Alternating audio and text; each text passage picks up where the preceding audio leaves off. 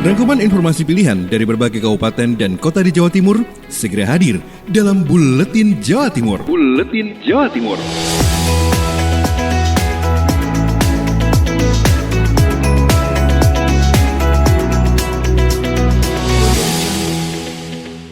Salam jumpa sahabat, bersama saya Ben Chandra, kita akan hadirkan informasi Buletin Jawa Timur edisi 15 Mei 2020.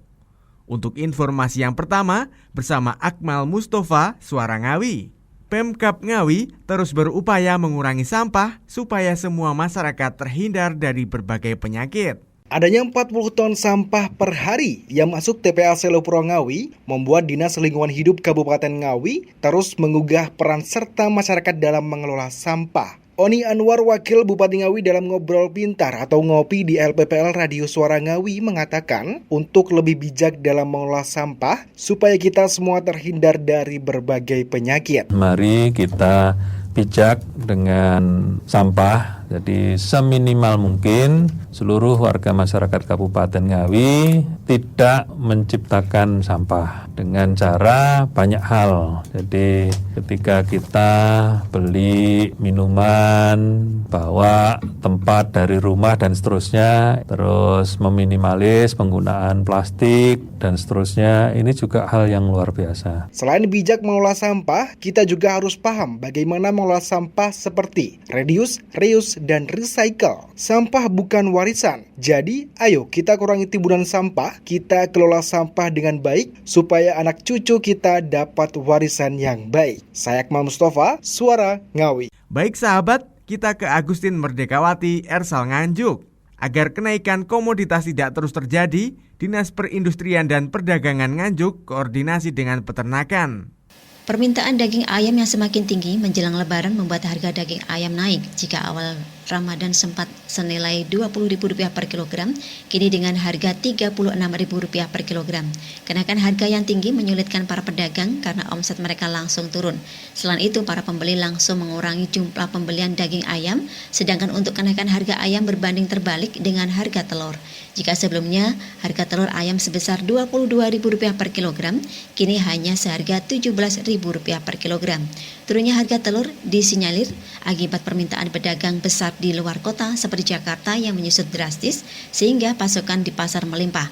Kepala Dinas Perindustrian dan Perdagangan Nganjuk Heni Rotanti mengatakan agar kenaikan harga komoditas tidak terus terjadi, pihaknya akan berkoordinasi dengan bidang peternakan dan berharap ketersediaan stoknya aman sampai Lebaran nanti. Dari 105,3 FM, Agustin Merdekawati. Menuju Bobi Wijayanto, Suara Lumajang. Bupati keliling ke pelosok-pelosok Tempur Sari, pantau langsung penyaluran BLT dana desa. Thoriqul Haq Bupati Lumajang berkeliling ke pelosok-pelosok desa di Kecamatan Tempur Sari untuk tinjau langsung penyaluran bantuan langsung tunai BLT dana desa pada hari Rabu kemarin. Dalam tinjauannya tersebut, Bupati berkeliling ke rumah-rumah warga penerima BLT dana desa di 3 titik, yakni di Desa Tempur Sari, Desa Tempurujo, dan Desa Bulurejo, Kecamatan Tempur Sari. Dalam kesempatan itu, Bupati menekankan agar proses penyaluran bantuan sosial kali ini harus dilakukan dengan transparan. Untuk itu, ia meminta agar data penerima bansos ditempel di tempat umum agar masyarakat mengetahui siapa saja penerima bantuan. Lebih lanjut, Bupati meminta kepada masyarakat untuk turut aktif mengawal dan melaporkan apabila menemui penerima bantuan sosial yang tidak tepat sasaran ke Kepala Desa agar bantuan BLT dana desa bisa tepat sasaran. Bobi Wijayanto, Suara Lumajang FM, mengabarkan. Selanjutnya, bersama Putri Rizkiana, Suara Gresik. BPN serahkan 21 sertifikat aset tanah ke Pemkab Gresik. Rabu 13 Mei 2020, sebanyak 21 sertifikat aset tanah diserahkan Kantor Agraria dan Tata Ruang Badan Pertanahan Nasional ke Pemkab Gresik. Penyerahan aset berupa tanah tersebut juga diawasi oleh Kepala Kejaksaan Negeri Kabupaten Gresik, yakni Heruwinoto beserta jajarannya. Penyerahan aset berupa tanah tersebut juga diawasi oleh Kepala Kejaksaan Negeri Kabupaten Gresik, yakni Heruwinoto beserta jajarannya. Kepala Agraria dan Tata Ruang Badan Badan Pertanahan Nasional, Asep Heri mengatakan dari 201 aset tanah yang diajukan baru 21 yang sudah bersertifikat. Sisanya akan dituntaskan di minggu kedua. Ia juga menambahkan untuk 180 aset yang belum bersertifikat masih dalam tahap pengukuran dan penggambaran. Untuk 21 aset tanah yang bersertifikat tersebar di 18 desa dan 10 kecamatan. Aset tersebut kini telah dibangun rumah susun, puskesmas, hingga sekolah. Terkait dengan penerimaan aset ini, Bupati Sambari Halim Radianto menyatakan terima kasih kepada semua tim inventarisasi aset Pemkab Gresik yang telah menyelesaikan tugasnya dengan baik. Sambari juga mengatakan bahwa pengukuran dan penggambaran sudah dilakukan dan semua sertifikat dapat segera diserahkan saat Lebaran mendatang. Harapannya semoga pandemi COVID-19 segera berakhir agar semua kegiatan pengurusan segera selesai dan lancar. Putri Rizkiana melaporkan dari Suara Gresik. Berikutnya dari Billy Patopoy. Nominal Bansos COVID-19 Kabupaten Sidoarjo tahap ketiga akan berupa bantuan langsung tunai. Bantuan sosial tahap kedua senilai Rp150.000 untuk masyarakat kurang mampu di Sidoarjo akan didistribusikan sebelum Lebaran Idul Fitri. Hal ini disampaikan Tirto Adi, Kepala Dinas Sosial Kabupaten Sidoarjo pada Rabu 13 Mei. Jika tahap pertama bantuan berupa sembako, rencananya tahap kedua akan dicairkan dalam bentuk uang sejumlah Rp150.000 untuk setiap warga yang berhak. Menurut Tirto, pihaknya juga telah mengajukan usulan kepada pemerintah Kabupaten Sidoarjo untuk menambah lagi bansos jaring pengamanan sosial sehingga menjadi 3 kali pendistribusian bantuan untuk warga kurang mampu. Harapannya bantuan tahap ketiga ini bisa direalisasikan dengan bantuan langsung tunai seperti bantuan tahap kedua. Usulan tahap 3 untuk yang Pemkab, ya kita ajukan, kita naikkan. Asumsinya kalau bantuan dari provinsi, dari pusat itu kan 200 per bulan itu. Dan dari Pemkab kemarin kan dialokasikan anggaran 150. Makanya tahap yang ketiga itu kita ajukan kemarin dan sudah sampai ke Pak Bupati melalui Pak Sekda 135.572 kali 200 ribu, sekitar 27 miliar sekian. Itu tunai Pak, sembako. Rencananya kami sampaikan tunai. Demikian saya Billy Patopoy melaporkan untuk Suara Sidoarjo. Informasi selanjutnya sahabat, Kirana Nisa, Mahardika FM.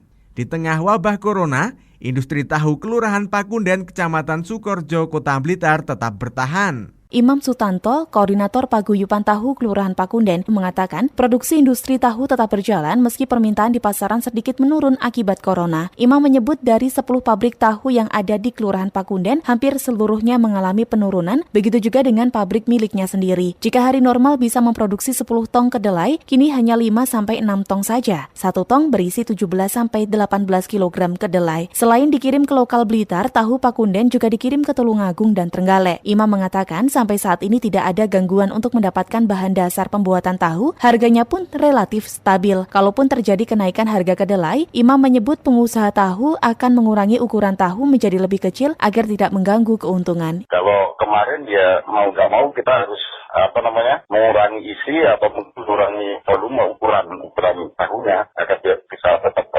ambil untung gitu. Dikonfirmasi terpisah, Wahyudianto Lurah Pakunden mengatakan sampai saat ini industri tahu di wilayahnya masih berjalan. Bahkan belum ada laporan pengurangan jumlah karyawan yang bekerja di pabrik tahu. Wahyudi menyebut untuk pabrik tahu besar jumlah karyawannya bisa mencapai 30-an orang. Tentu hal ini menjadi kabar baik mengingat ada banyak perusahaan yang melakukan pengurangan jumlah pegawai di tengah wabah corona. Namun demikian Wahyudi menghimbau agar pemilik pabrik tetap memperhatikan protokol kesehatan pencegahan virus corona. Kirana Nisa, Mahardika FM. Beralih ke Stebi Julionatan, Suara Kota Probolinggo.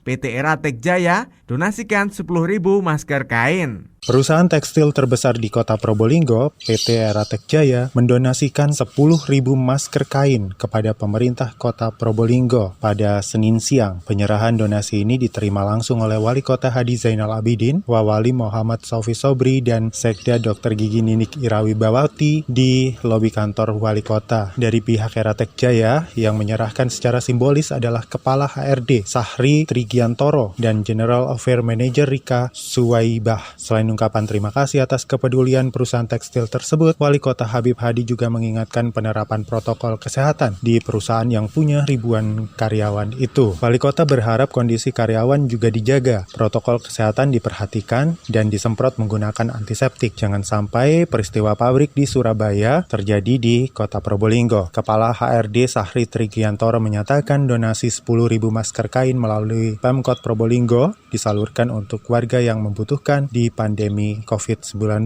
Stebi Julionathan, Suara Kota Probolinggo. Menuju Arifin, Realita FM, Bupati Pamekasan tinjau persiapan tempat observasi PDP ringan.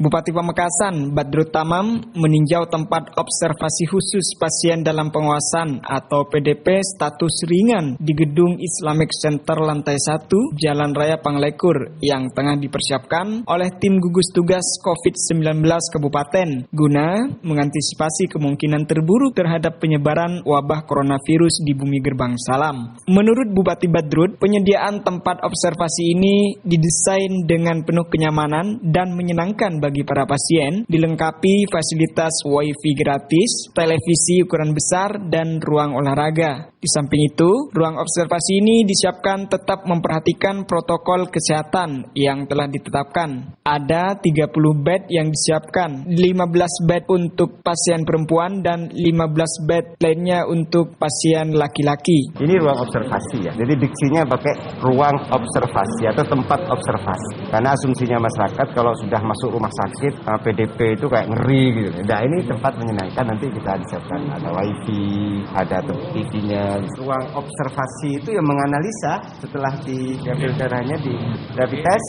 Nah baru menunggu beberapa hari untuk menunggu hasil swab. Berdasarkan pantauan di lokasi, tempat observasi khusus pasien dalam pengawasan dengan status ringan ini diperkirakan minggu depan telah selesai dan dapat digunakan untuk menampung warga dengan status PDP ringan. Arifin, Realita FM Pamekasan mengabarkan. Dan informasi yang terakhir dari Amanda, Suara Madiun. Dengan informasi, antisipasi penumpang terindikasi COVID-19, begini cara evakuasi petugas PT KAI.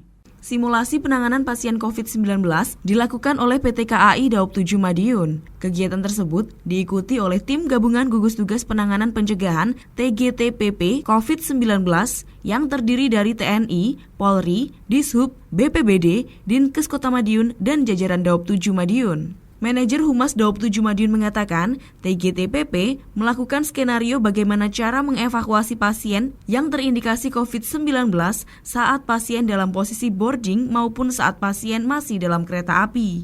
Lengkap dengan alat pelindung diri atau APD, petugas dengan sigap melakukan evakuasi penumpang kereta luar biasa atau KLB yang terindikasi COVID-19. Penumpang ditempatkan dalam kantong evakuasi sebelum dibawa ke rumah sakit rujukan. Lebih lanjut, Ikswan menambahkan, dengan adanya kegiatan ini, para petugas khususnya dari jajaran Daob 7 mendapat pengetahuan, sehingga bisa melakukan langkah-langkah penanganan pasien COVID-19 saat terjadi keadaan darurat. Sebagai informasi sahabat, simulasi ini turut disaksikan Vice Presiden PT KAI Daob 7, Joko Widakdo. Saya Amanda, Radio Suara Madiun. Baik sahabat, demikian informasi Buletin Jawa Timur edisi 15 Mei 2020. Saya Ben Chandra, sampai jumpa. Rangkuman informasi pilihan dari berbagai kabupaten dan kota di Jawa Timur baru saja sahabat dengarkan dalam Buletin Jawa Timur. Buletin Jawa Timur. Buletin Jawa Timur bisa sahabat dengarkan Senin sampai Jumat jam 8 pagi dan 4 sore. Disiarkan serentak di Lembaga Penyiaran Publik Lokal Suara Sidoarjo, Persada Kabupaten Blitar, Mardika Kota Blitar, Realita Pamekasan, Suara Sampang, Suara Kota Probolinggo, Suara Lumajang, Suara Pasuruan, Blambangan Banyuwangi, Wika Mojokerto, Suara Gresik, Pradia, Suara Tuban, Malawapati Bojonegoro, Ersal Nganjuk, Suara Madiun, Suara Ngawi, Suara Pacitan, Praja Angkasa Trenggalek, dan RGR Tulungagung. Persembahan dari Asosiasi Lembaga Penyiaran Publik Lokal Jawa Timur.